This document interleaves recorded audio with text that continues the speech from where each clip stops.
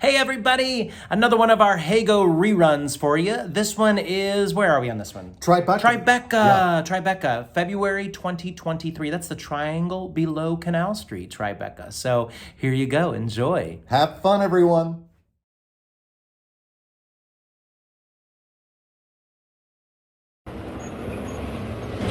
Good morning! No, good afternoon!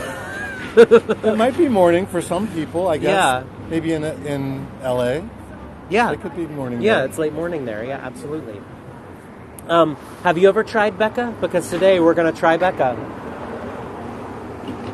No?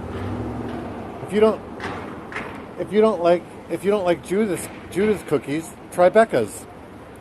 That's better. That's better. You'll have to lay on that one again when the tour actually gets going. Okay. And we have our full amount on. Welcome, everybody. Is Becca? I hope Becca's on with us. Oh, yeah. One of our... If not yet, we'll land it again when she's on. They're either taking down or putting up some scaffolding across the street from us. So you might hear some banging, by the way. Yeah. There Like it goes. I called it. Welcome, Hi, Jill. welcome, one Hi, and all. LS, hi, Dee and Robin. Welcome. Hello. We're happy you're all with us. If you happen to be new, I'm Patrick. And I'm Aaron. And we're glad you're here in NYC. Yeah. For a brand new spanking tour. Raise your hand if you're excited for a new tour. Yeah, we're excited about this one. And we have a beautiful day. It's 6 degrees Celsius, 42 degrees Fahrenheit. The sun is shining. Some of the skies are blue.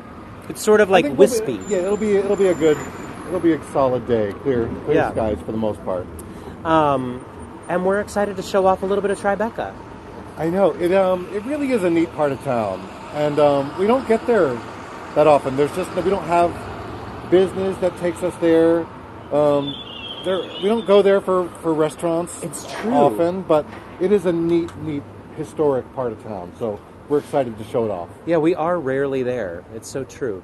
But it's one of those areas of town that whenever we get there, we're like, we should come here more often. Yeah. Oh, yay. Oh, yay. Hi, Kirsty. Hi, welcome. Hi, Jenny. Welcome, everybody. Yeah, it'll be... You all have heard us mention this before, but whenever we do a new tour, we always get, we have a little bit of jitters. We always get nervous, like, we want it to go well. So we've done a few practice runs of this tour, so we're excited to show it off. Should I go tell those construction workers to keep it down? You guys, please. Seriously.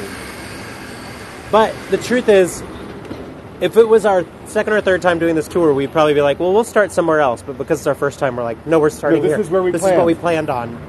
We're going to start here. Thanks, Ella. I'm just double checking the temperature to make sure I wasn't lying. I wasn't lying. And we're getting snow tonight. We're getting a lot of snow tonight. I think 5 inches. Memorable weekend? Did we have a memorable weekend? I guess not. I went to go see... Oh, right. Yeah. I went to Providence to see my friend, college friend, for his birthday. A group of us college friends all met up. And he cooked a big dinner for us, even though it was his birthday. And it was delicious, too. We are terrific, Natalie. Thank you. Lorraine, my goodness, thank you so much. We still have about 5.5 minutes, a little over 5.5 minutes. Maybe.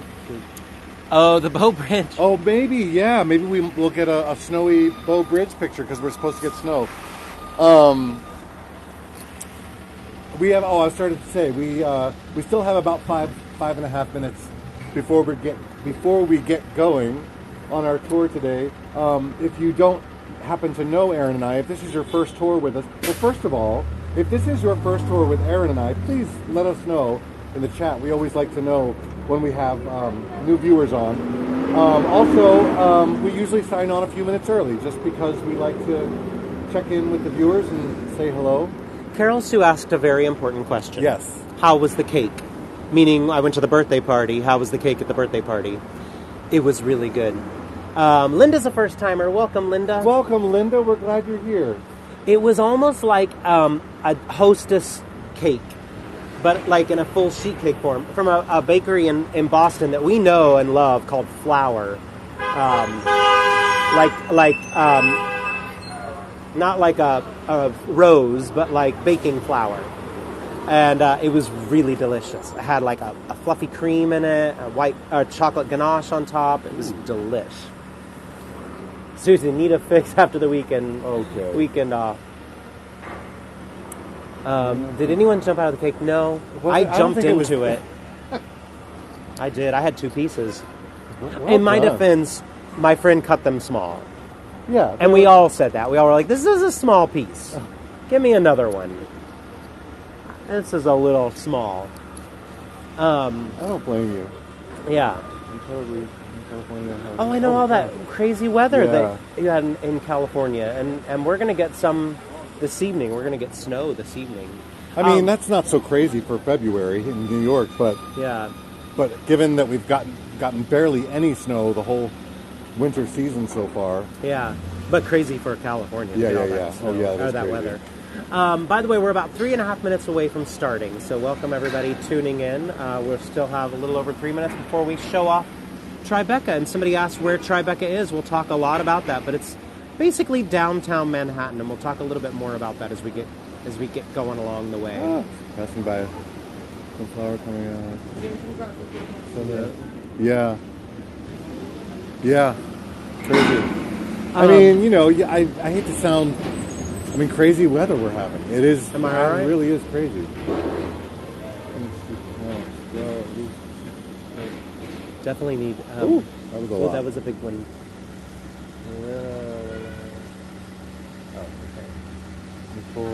Okay.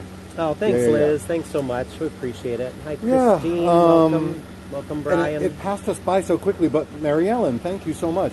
We haven't even started yet. But much appreciated. Hi, Seal. Welcome. Yeah, we're excited to show off a new part of town. New to Heygo, anyway. This is very exciting. Yay! And that's a fun. It's a varied tour. Yeah. Some historical buildings, some brand spanking new one brand spanking new item. I'll spill the beans. The bean. Oh, yeah. I've never been. No. Wait, have we traveled to Chicago together before? No, you've never taken me. You've not been there? I've not been there. Welcome, Ellen and Kimberly. Thanks for joining. Happy you're with us. Exactly, Satyam. We have our own bean now. Brand spanking new. Only about 3 weeks old. Not as large as the Chicago bean, but Yeah. Mike asked if this is a usual haunt for us. Actually, no. Tribeca is not an area we hit that much. often. Yeah. It's a really cool area. We're going to show it off today, but it's not on our route for us. Any of the normal places that we go into town. But every time we're near here, we think, oh, we should come here more often. You know, we work in theater. There's not much theater in Tribeca. The Flea is a theater that's there, but not much else. So we don't always find ourselves in Tribeca that much. But a cool part of town nonetheless. Just a minute left, and then we'll get going on this tour. We haven't started yet. We're just saying hello, but just under a minute, and then we'll get going. And try to keep up with the chat. What for? Manhattan. Yeah, we're in Manhattan. Oh, Soho probably, Yeah. and a little bit of Chinatown. Yeah. Welcome, one and all who are just joining us. We haven't started. If you're just joining us, you're right on time because we still have about 20 seconds left. Corinne, my goodness, thank you. Sabine, we show the Friends apartment building on our Greenwich Village tour. It's on that one. We will show a couple of Hollywood spots, although I guess you don't call it Hollywood since it's in New York. Yeah, true. Movie shoot, film yeah. spots on this tour today, though, which will be quite fun. A little bit, Linda. Yeah, not too far away. Yeah, absolutely. You know what, though? All these questions are great, but save them for the tour. Wait, it's tour time. Here we go. So now, It's all, everything's game. Welcome, everybody. We're happy you're with us. It's 2 p.m. I'm Aaron. And I'm Patrick. And it's 6 degrees Celsius. It's 42 degrees Fahrenheit. Welcome to New York City. We're taking you around Tribeca today, and we're going to talk all about Tribeca. We're going to talk, what if I was like, we're taking you around Tribeca, but we're going to talk about Harlem. Thank you so much, Gay. It is a live tour. If you have any questions, please feel free to ask us. Hi, Mia. Welcome from Finland.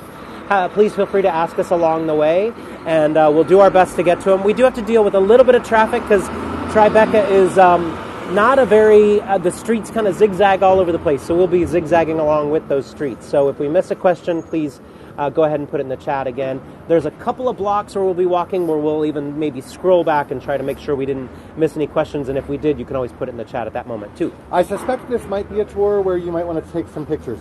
If you don't know this already, you can take pictures on this tour. Such a cool thing.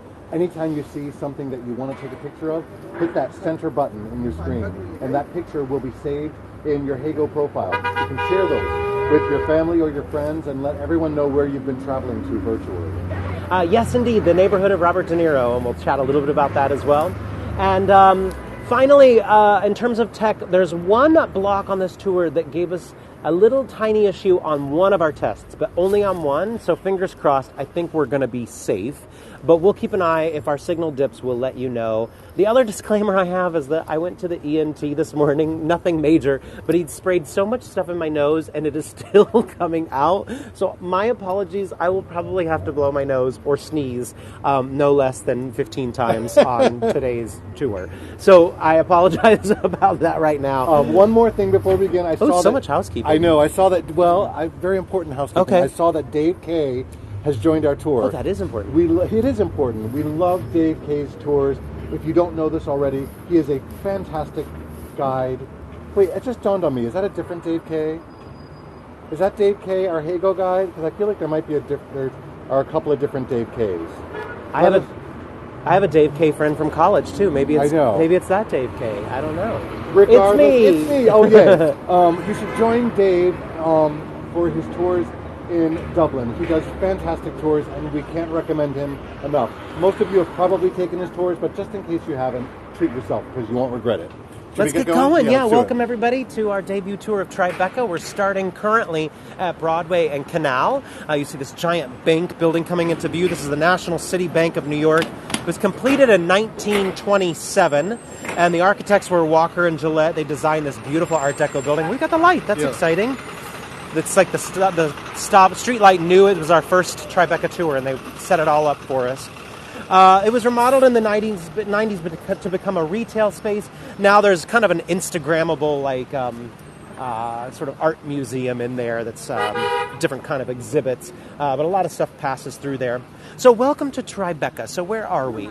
We are in Lower Manhattan today, and we're going to cross. I think we're good. I think we can make it. We're in Lower Manhattan, specifically Tribeca. The name is Triangle Below Canal. Now, I'm about to spoil everything because it's not really a triangle. It's really a quadrilateral. Do you want to go? Yeah, let's go over here. It's really a quadrilateral. So it's bounded by Canal Street, West Street, Broadway, and Chambers Street. But, Quebeca doesn't have the same ring as Tribeca's, but it does sort of look like a triangle if you look at it on a map. Yeah, if you squint your eyes, it's sort of the shape exactly. of a triangle. So we're on Lispenard Street right now. This is one of the downtown streets that gets its name from the original landowners in this area. This first building we want to show off is this beautiful Renaissance Revival building right here, 6062 Lispenard. The Renaissance Revival was constructed in 1895 by Gilbert Schellinger. It was originally called the Wanamaker, and still is oftentimes referred to as the Wanamaker. I want to pass it and then come back to it. You want to go up? Or? I just want to go past it so we can maybe get a long shot. Okay. Now, the interesting thing about it is they don't really know where the name Wanamaker comes from, but a lot of people think it's associated with the Wanamaker's department store. They wanted to give it a little bit of clout. But by the way, it's had a variety of tenants. Now it has some apartments in there. A 2-bedroom with 1 bath can go for about $7,600 in this building. We'll talk about some more about the real estate in Tribeca as we make our way along. A month. A month, yeah. That's per month. A month, everyone. yeah.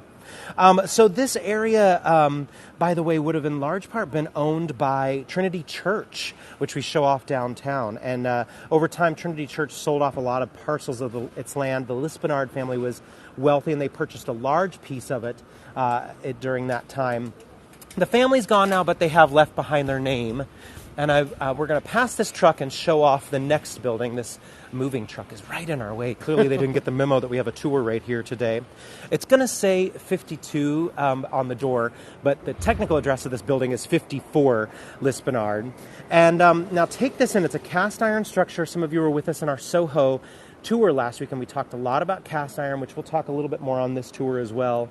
But it dates back to 1867. This was designed by famed architect Isaac Duckworth, who we mentioned on last week's Soho tour, created that very first cast iron building that we showed off that's so beautiful, and he did so many in this area.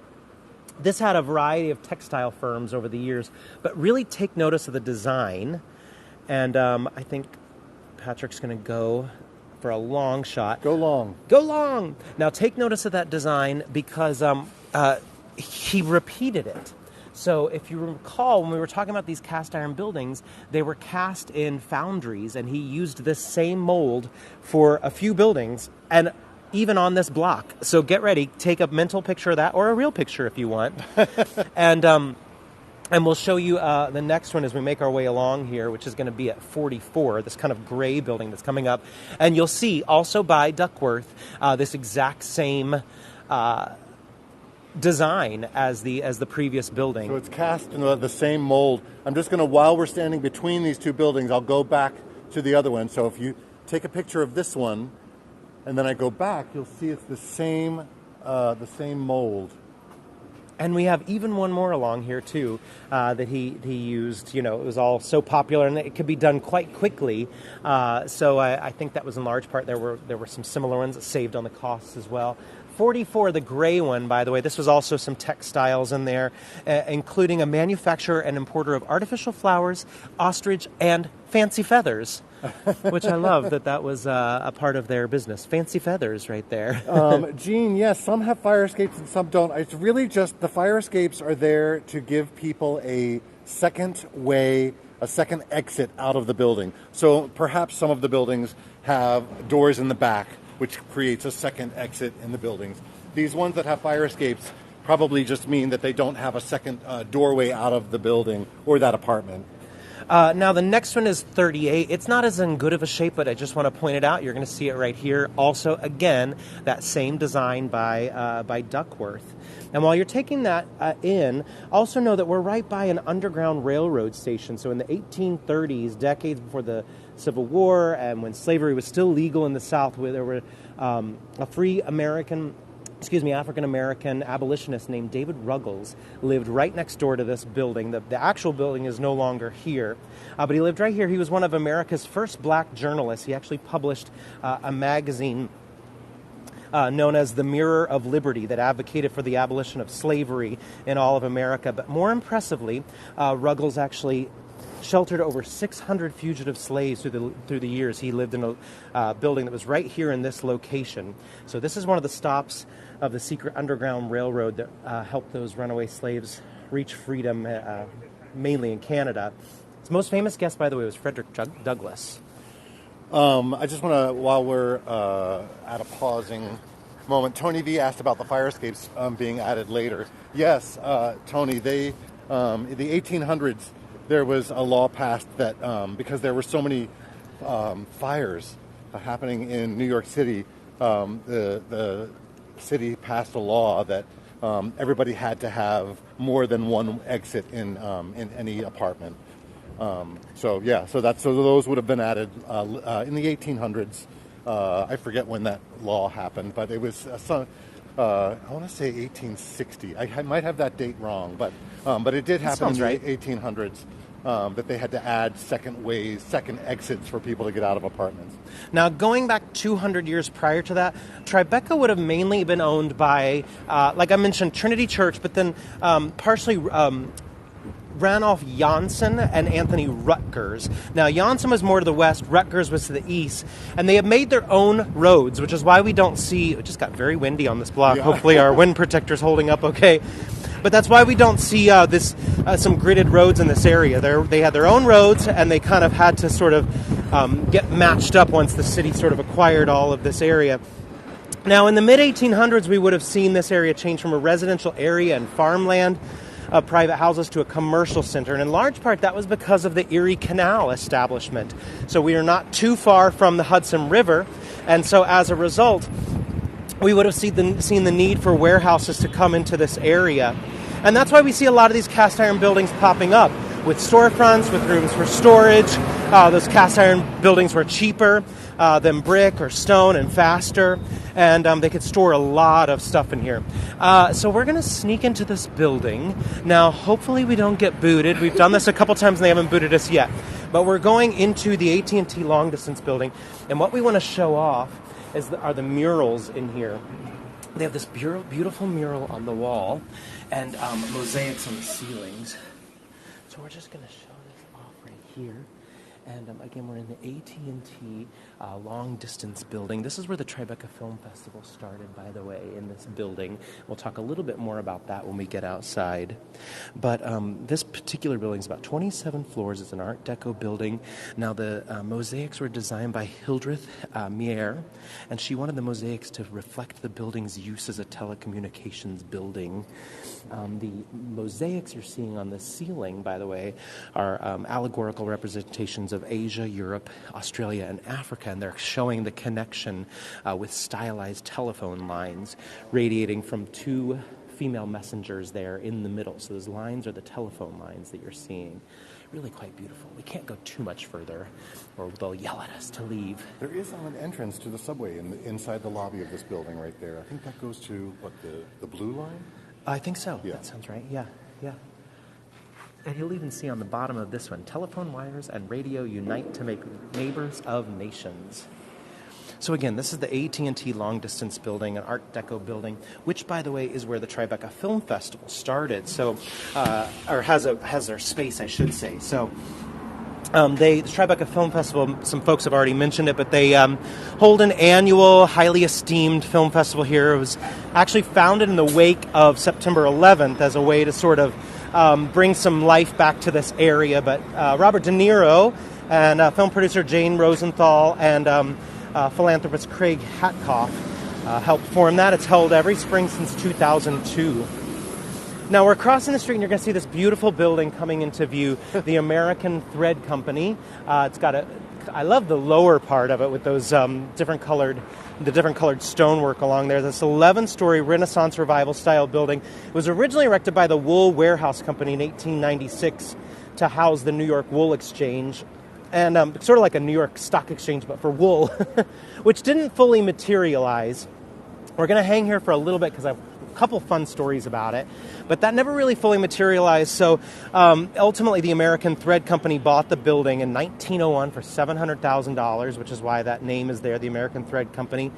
And they had it for quite some time. It wasn't until 1980 that the building was renovated and converted into both living spaces and work lofts. Now, what's most interesting about that was 1981. That was kind of this was sort of one of the first buildings that started the gentrification of Tribeca. It started to turn this from a neighborhood of warehouses and of a work area to living spaces.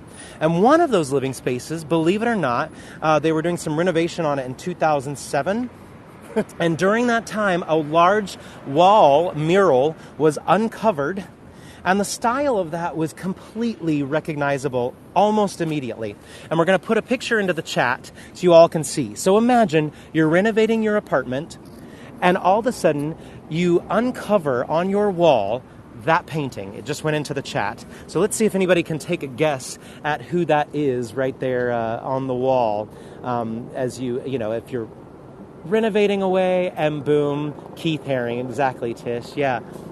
So Keith Haring, a famed 1980s sort of graffiti street artist, had prior to the building being converted into condos, that first floor space, he held some exhibitions in there, and so he had done a painting on one of the walls, and it's still there. It's part of that apartment. So can you imagine? You're like, not only do you get an apartment, but you get an incredible work of art just on your wall, which is just remarkable. Or I also want to say, Neil, I caught that when he said that the wool didn't materialize. Oh, I didn't even catch that. I didn't want to interrupt you, but thank you, Neil, for putting that in there because I was thinking the same thing. Where was I? I didn't even catch that one. I mean, I think because I was just so excited to talk about that Keith Haring apartment. It's just remarkable to me. I want to put the picture back in the chat one more time, actually, because it's so for anybody that might have missed it, we're putting it back in the chat one more time. Again, imagine you're just like, "Hun, let's redo our living room." Yeah. And you take the wall down and like, boom, I have a Keith Haring on my wall. Now, take note of the liquor store sign here on the left. This is 2 White Street, this little 2-story house, and we'll kind of make our way sort of out into the street in a little bit so you get a nice full view of it. But it's one of the oldest surviving houses in Manhattan, built in 1809 by successful merchant and politician Gideon Tucker. It's kind of atypical to the houses of this era. Instead of the federal-style housing that we talk so much about, and we'll even show some off on today's tour, this is kind of more of a Dutch-style home, built of brick and wood. It's sort of that inverted V-shaped roof, very common of Dutch homes. And it's served a lot of functions over the past couple centuries. Oh, we've got a car coming that way. Where do you want to go? Cars coming everywhere. Don't they know? To get a good view of the house. Oh, there we go. Yeah, that's good. So it's had a lot of functions over the years. For quite some time, a liquor store, which is why that liquor store sign is still there. Although it's no longer a liquor store. It stays on now. It's a retail store. I think it's Todd Snyder. For a while, it was a J. Crew, a fancy J. Crew, but I think now it's Todd Snyder, which might even be a brand owned by J. Crew, actually. The more I think about it. Look at the above it, too, that painting on the side of the brick. I love that. All right. We're going to head over to Moore Street right now, and we're going to show off probably one of the more famous facades of a building in this area. And originally I planned on talking about it on our way over, but I'm not sure that I should. Should I? I should wait, I think. I know. We're almost there. They'll probably recognize it. Let's just watch out, landmine. Oh, thank you. Oh, gosh. All right. I think you, even if you don't recognize the building itself, you'll probably recognize the emblem as we make our way over to Varick and Moore. But I will tell you is the scene for a very famous 1984 movie. We're at the Hook and Ladder 8 building. It dates back to the mid-1800s, a time when New York City didn't have a centralized fire department. So instead, they had neighborhood fire brigades that operated independently of each other. Exactly, Nikki. Who you going to call? Ghostbusters. We've actually been wanting to show this building off on a Heygo tour for the longest time. And finally, we're making it happen because a lot of folks have asked about it. So 1865, the city of New York formed the Metropolitan Fire Department, and that's when they started to sort of merge a lot of the fire departments. And this Hook and Ladder 8 Brigade moved into this brand new kind of Baroque-style firehouse at that time. Also, the movie Hitch used this same firehouse, believe it or not. And also on this exact block, they also filmed a scene for Enchanted, and It Could Happen to You on this same block. Pretty wild. Yeah. We don't have the light. Okay. Yeah, we'll do a little pause. And you're looking south right now, by the way. You see a tiny glimpse of the Woolworth building in the distance. A couple more cars and then we'll get to go. Okay. And by a couple, I mean quite a bit. If you want to show north, you can actually see all the way up to the edge while we're waiting for... Christine, indeed, it is still a fire station. Yep. In fact, I wish the door was open because they have some Ghostbusters paraphernalia inside. But the front door's not open today. So that's the Hudson Yards all the way up there. Yeah, that's the edge. It's on the edge. Oh, loved the building next to it. Yeah, just a good old classic New York City building next to it, indeed. Right. I think we're safe. Yeah, we got the light. I think we got the light. So again, that's where Ghostbusters filmed, as well as the movie Hitch, and also on the same block, the movie Enchanted filmed here, and It Could Happen to You, the Nick Cage movie as well. Now, it starts to take a little bit of a different look as we start to make our way over, and it starts to kind of look almost like the meatpacking district with these awnings above us. And that is because this area would have been quite similar to the meatpacking district. These awnings would be landmarked at this point now because they would be used to hang the meat from or whatever product these warehouses were selling, and to keep things dry, so the trucks would load up right under here as you throughout this whole district.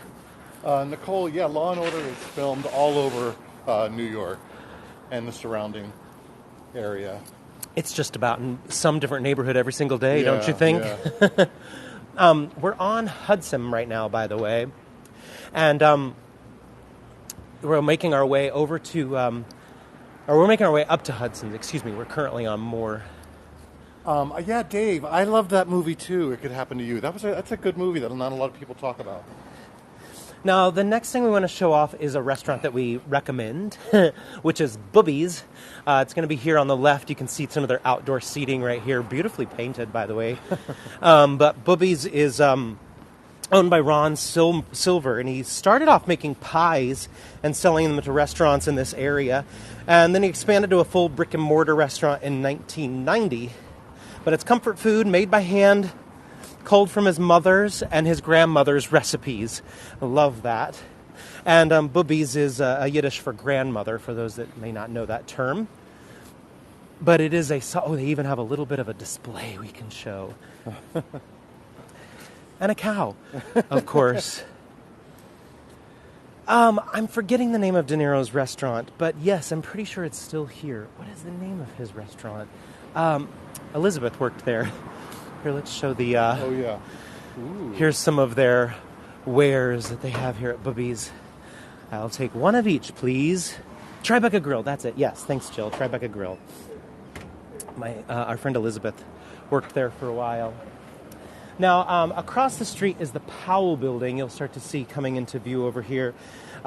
It was actually the New York headquarters for Baker's Chocolate Company. For those of you that know Baker's, like those Baker's squares that you break off to make, well, I use them for brownies, but whatever you use it for in baking. Originally, they were established in Massachusetts in 1780. Now, this building was designed in 1892, and it was by the famed Carrere and Hastings, firm who also did the New York Public Library.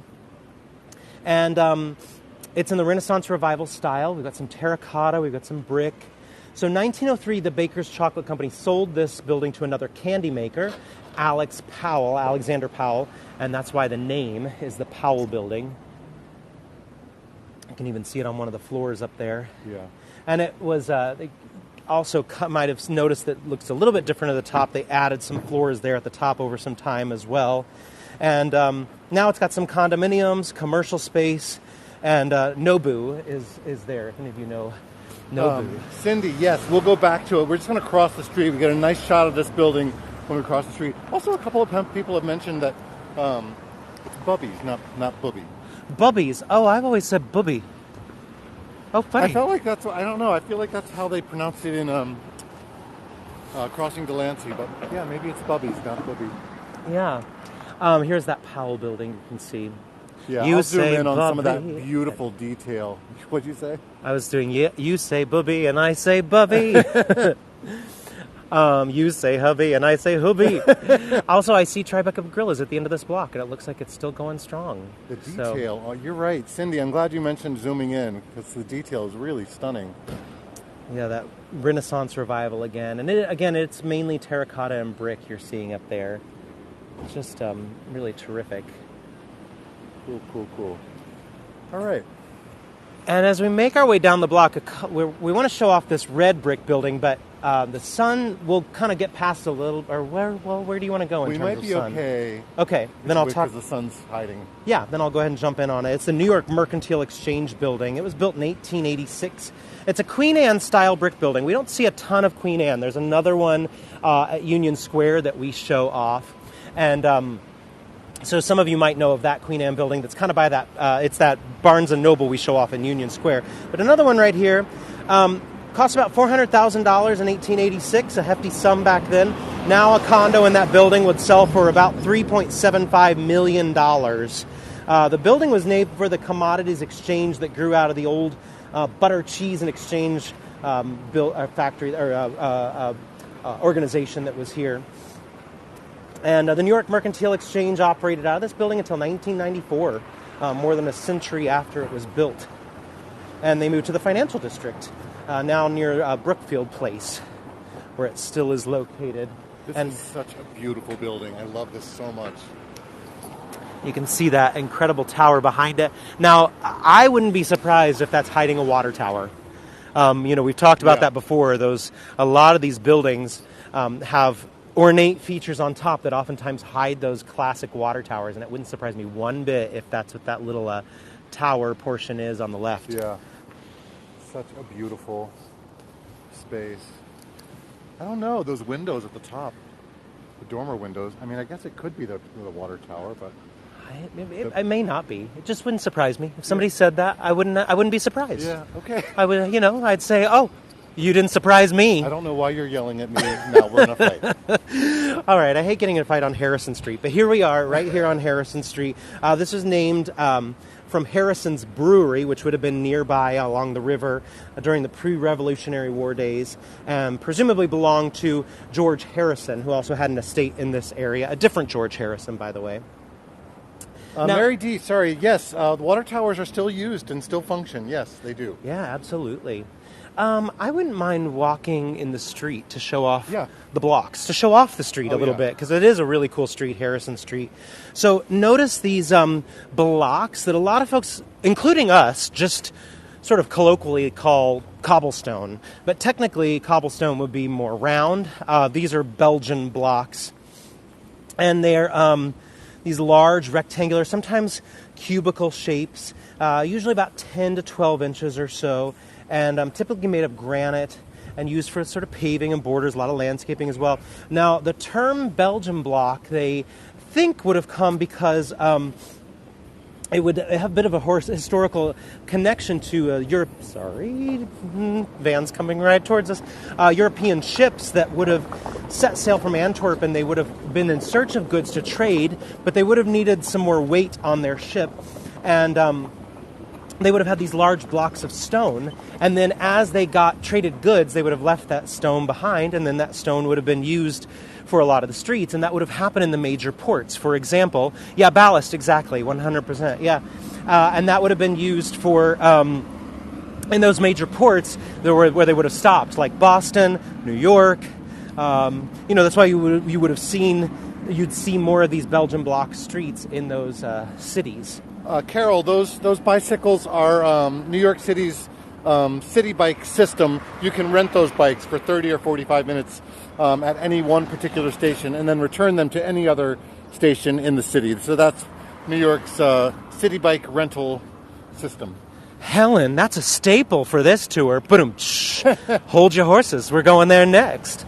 But first we want to show off this little row of federal-style homes over here. These Harrison Street row houses, this little perfect sanctuary of old houses from the early 1800s that have kind of managed to escape destruction of like newer modern buildings, as you can even see in the top left of your screen, that new modern building behind it. But here remains these sort of federal-style buildings. They were ranged in age from 1796 to 1828.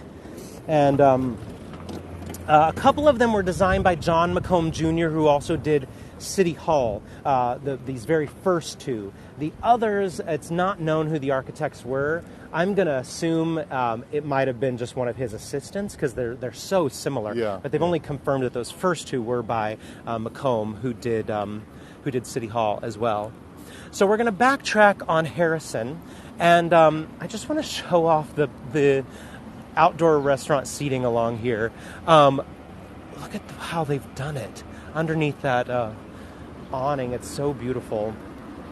And they even have they even painted their outdoor seating, which you'll see as we kind of make our way up here. They actually hired a School of Visual Arts grad. For some of you who were with us on our Barkitecture tour, when was that? 2 months ago now at this point. Yeah. But they hired a graduate from the School of Visual Arts, who also did the Barkitecture tour. His name is Fawad Kazam. He's a Syrian refugee. And they hired him to design their outdoor dining, which is pretty darn cool. Oyster Those are all oyster. You say oyster, and I say erster. All right. That's I just had to get one more bubby booby in. All right, so was it Helen that mentioned Staple Street? We're making our way back there, not to worry, because it is one of the coolest shots in Manhattan and sort of a hidden little secret. A lot of folks don't always make their way down here, but you'll see exactly why when we make our way over here. It's one of the smallest streets in New York City. It's only 2 blocks. And some dispute about how it got its name. A lot of records show that John J. Staples owned a lot of property nearby.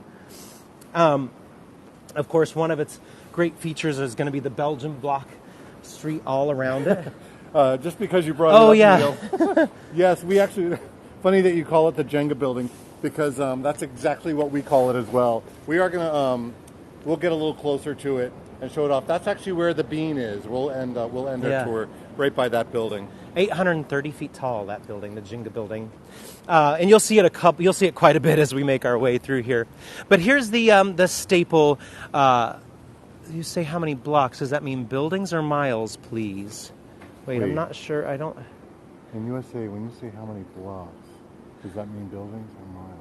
Oh, that means like a block is streets. How many streets? Oh. So, and you couldn't really measure like distance in feet because a block could be 10 feet long or a block could be 20 feet long. That's a hard one to sort of pin down exactly. Yeah, it's sort of hard to measure. I mean, approximately every 20 blocks is about 1 mile. If that helps give you any with what the distances that we're mentioning. But you can see one of the best features of this Staple Street block is the sky bridge that's above us. So originally there would have been hospitals on either side of us, the Presbyterian Hospital, and they would have used that sky bridge to connect the 3rd floor where the laundry was. Today, the 3rd floors of both buildings are a connected work and residential space that include that 6,000 square foot loft up there, or the 6,000 square foot loft includes that sky bridge. So can you imagine having that sky bridge all along there as part of your apartment? And get another shot of it. It's such a cool thing. Lots of discussion about blocks. Yes, avenues are farther apart than regular city blocks, and certain avenues are 3 blocks long between avenues, but they're all varied and different. It's just like Lego blocks. Yeah, they're all different. Yeah. And all different colors too. That's what the beauty of our wonderful city. Yeah. But imagine that's part of your apartment. By the way, that apartment up there last sold for $24 million. That was just last year. It was on the market for 7 years. It started at $50 million, so a bargain at $24 million. Yeah. My goodness. Just incredible. Love this little block, and perfectly quiet. You can hear no traffic as we make our way around here. You bet, Ellis. Exactly, Marlene. Half price. It's like 2 for the price of 1. Nicole's asking, are the blocks east to west, north to south? Well, as we talk about a lot, the 1811 Commissioner's Grid Plan is what gridded out the streets. And those that are north of Houston ended up being north and south and east and west. But this area, as you can see, we twist and turn and go every which way. So it really varies down here. I think, I can't remember who said it's still confused with the blocks. It is, the blocks, streets traveling north and south are approximately the same distance. Avenues traveling that go north and south, there's those distances between the avenues are varied. It's not a perfect grid. It just sort of depends on what part of town you're in. I would think it's like any other town. Yeah. That's what I would think. We're at the end of this second block of Staple Street, and we're making our way into this little clearing. Duane Street is here. Now, if we were to go to our right, we're just going to show it off from here. We're not going to go all the way over there, but somebody had asked about it before, but this is the Laughing Man coffee shop over here on the right with the black awning and the red umbrella. That's Hugh Jackman's coffee shop that he owns or is an investor in. But we're really going to go, there it is, a couple people had asked about it before, and we said, yes, we'll show it off on that tour. We're really going to come over here to Duane Park. So this little piece of land right here was the very first piece of land that was purchased by New York City to be used specifically as a public park. It was named after James Duane, who was the first mayor after the Revolutionary War here in New York City. So this is one of those parcels of land that was sold off by Trinity Church that I was talking about at the beginning of our tour. They owned a lot of land here, and it was sort of partitioned off to kind of make some money, essentially. And this was one of those little parcels that the city bought to make this little park, Duane Park. And I think let's cross over to show the building on the left. I think that'll be our best thing, our best way to go. All right. Oh, we got the light. That's exciting. So the next building I want to show is the Shep Building, SCHEPP. So this was built in 1881, bit of a Romanesque style, a bit of that Queen Anne style as well. I love the archways over the windows. It's really quite beautifully done. This was used for coconut processing and packaging, actually, this building. It ceased operations in 1937, and it had a lot of other uses until the 90s when it was converted into apartments, although you can see the first floor has a little bit of retail as well. Diane, good question. Trinity Church, honestly, I honestly don't know the answer to that. I'm sure they did at one time. I would bet money on it, but I don't know if they still do or not. So again, that's the Shep Building, and also a major contributor to the gentrification of this area. Now we're going to head over to show you the Odeon, a popular restaurant in this area. Yeah, I just wanted to zoom in. Oh, yeah. These are just such a neat row of buildings right there. I just want to zoom in on those. It's a really neat area of town, very picturesque, and like a throwback to, old New York. Good old New York. Do you want to go? We can go. Yeah, we can go in the street. No, nobody's coming. As soon as I say that, the Jeep is coming. No, it's not. Good, it turned. All right, so the next thing we want to show you, you're going to start to see coming into view up here on the right across the street, which is the Odeon. It opened in 1980 by a couple different restaurateurs. Became the center of a cultural scene that really mixed art and fashion and entertainment. You would have seen Andy Warhol and Roy Lichtenstein here, Keith Haring, Jean-Michel Basquiat, among others. It was also known for the after parties for Saturday Night Live. If you don't know, Saturday Night Live is famous for its after parties after they film on Saturday evenings. They used to have them here at the Odeon. It also was quite known for folks suppressing their appetites here via regular refreshing trips to the bathrooms. Wink, wink, wink, if you know what I mean. Again, very much a party-centered place. One of the biggest claim to fame, though, is they claim to be the birthplace of the Cosmopolitan, the drink the Cosmopolitan. I don't mind a Cosmopolitan. It's a vodka base, right? Yeah, with some cranberry juice. Of course, in large part, I shouldn't say became famous, but really helped make it more famous was Sex and the City. Of course, they drank it in Sex and the City. So we're going to cross the street, and then we're going to show you the building behind us as we make our way up to the next block. So the building across the street is the Western Union Building, this beautiful Art Deco building. Lorraine, the Odeon, is that what you mean? That's the name of the restaurant, the Odeon. The Western Union Building is what we're seeing right here. This beautiful Art Deco building was completed in 1930. I think the lower part of it is beautiful. The upper level gets a little plain. A little snoozy. Yeah. But that bottom part is quite stunning. We wanted to show off the inside, but they told us we had to leave when we tested this a couple of times. We tried it. We tried to, play dumb and just go in to the lobby, and the guy told us he was nice about it. Yeah, he was. But he said we couldn't film in there. Yeah. But this was described as the world's largest telegraph building when it was completed. And it served as the combined headquarters for all of Western Union's divisions. So Western Union moved to Jersey in 1973, and it became an internet hub here in this building. So that's what's in there now, is a giant internet hub. Oh, here's more of those car elevators that we talk about. A lot of people ask us about parking. Where do people park in New York City? So here's a tiny parking lot, and they use these elevators to raise up the cars so they can stack them one on top of the other. So we get asked that question a lot. Where do people park? In the sky. Yeah. You park in the sky here. Let's see. We'll wait for them to go. Yeah. Just waiting for a couple cars. Oh, they have to stop. Sorry.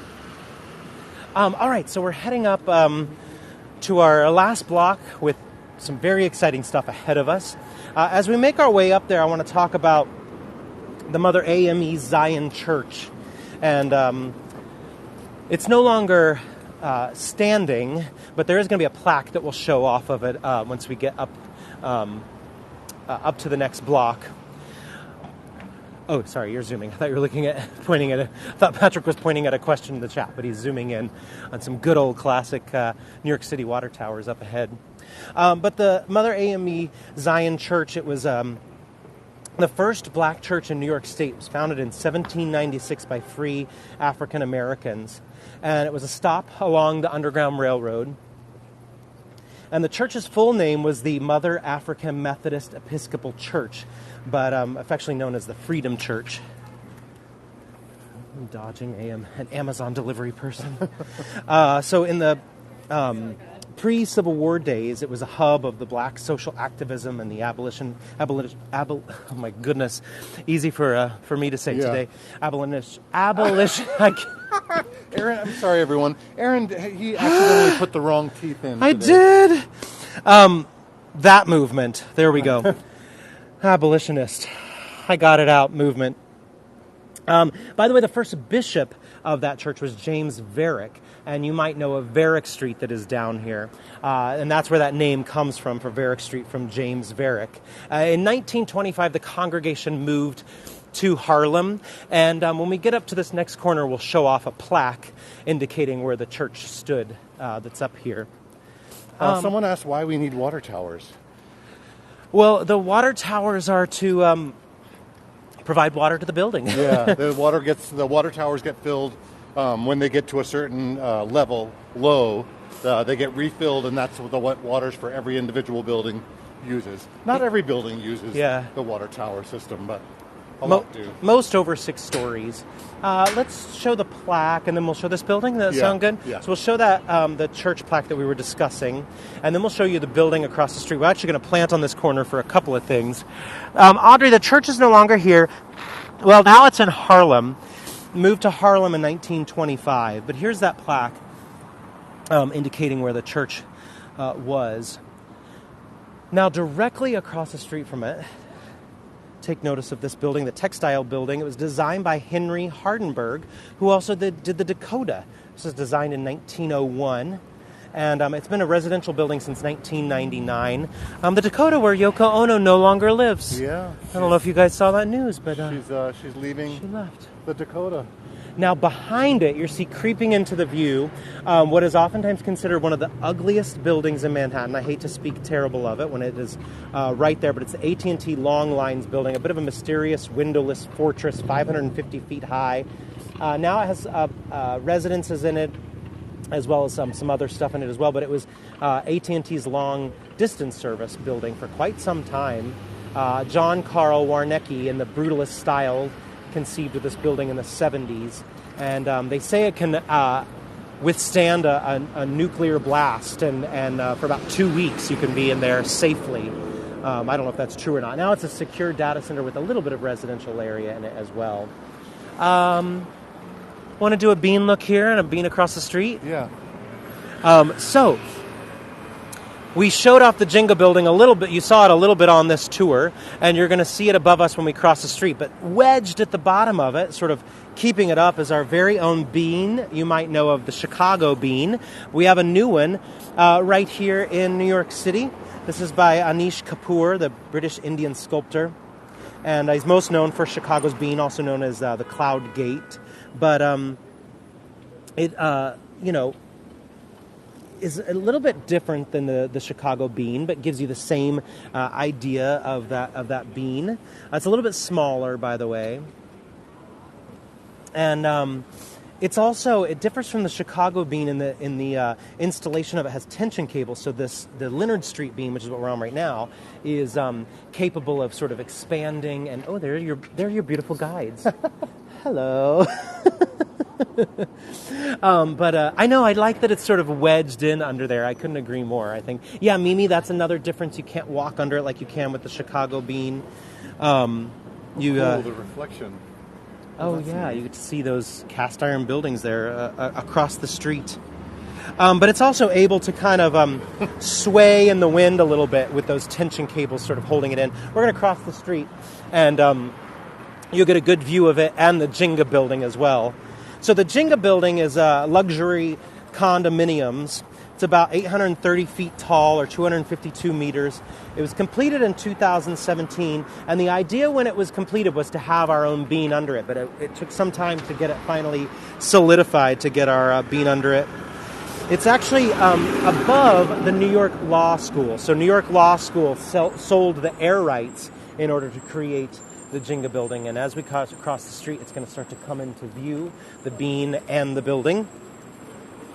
But definitely some interesting architecture in this area where you see all these old cast iron buildings to then all of a sudden have this building that looks like the game Jenga.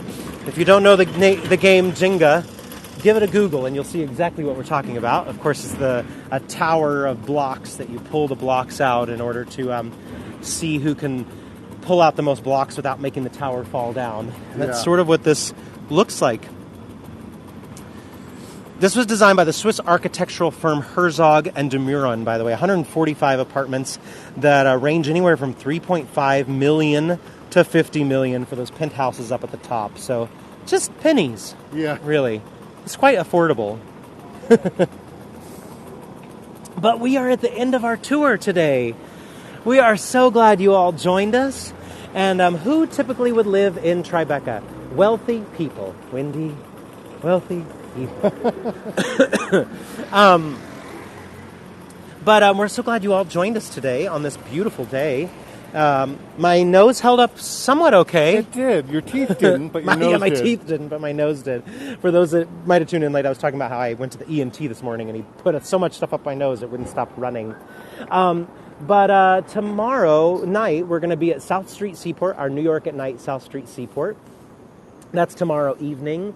And then on Wednesday, where would you like to go on Wednesday? Where would I like to go? Well, I'd like to go to Hawaii, but... Done. We're doing a Heygo tour in Hawaii on Wednesday. Thanks, Tish, for putting that link in. That's for South Street Seaport. I know that Thursday is our surprise tour. Yeah. I do know that one. Thanks, Fiona. That's Thursday? Yes. I'm looking it up right now. Oh, yes, it is Thursday. Yes. It's Madison Square Park is on Wednesday. Madison Square Park. Yes. Oh, thank you. Yeah. Thank you, Tish. Oh, my gosh. Tish, you keep us in line. You keep us in line. Thank you. Jan says, your bean is better than our bean. I don't know. I say apples and oranges. No? I say beans and legumes. Okay. All right. Or nuts. Beans and nuts. No, I think it's just different. I mean, I do like that the Chicago bean you can walk under. Yeah. But I like that this one looks like it's holding up the building. It's does, like wedged under the building. Which I kind of enjoy. Oh, yes, that's a perfect way. Thank you, Tish, for that reminder. The best way to find out when we are doing tours is to check out our channel page. That's heygo.com/Aaron and Patrick. Tish just put that link in. Yes, thank you. And or if you hit those three buttons at the top of your screen, there's a follow option. If you follow us, that is the best way to know when we add new tours and when we repeat tours. You can keep track of all of our Heygo activity by following us. Thanks so much, Hillary, and everybody else saying thanks. Also, Mike said it's like our ride's here. Mike said it's like the bean and the beanstalk, which I kind of like that image. Yeah. I hadn't thought that through, but I do like that image. That's a good one. Those are our upcoming tours. That's how you can follow us. I don't have anything else other than I'm happy you joined us in Tribeca today. Yeah, thanks for, we always get, we say this all the time, but we always get a little bit nervous when we add a new tour, when we do a new tour, because, it's the first time and we want it to go well. So We sort of did a few practice runs on this one, and I'm sure we're going to go home and like figure out some new things and adjust a couple of things. Yeah. But anyway, thank you so much, and we should leave them with a shot of the bean, right? Of the bean, why not? If you've never been here, here it is. Thank you, everyone. We'll see you all soon, and lots of thanks. Annette, of course, thank you. Jenna, everyone in the blue boxes, thank you. Means the world to us. And Karen, thank you, and we will see you all soon. All right, take care, everyone.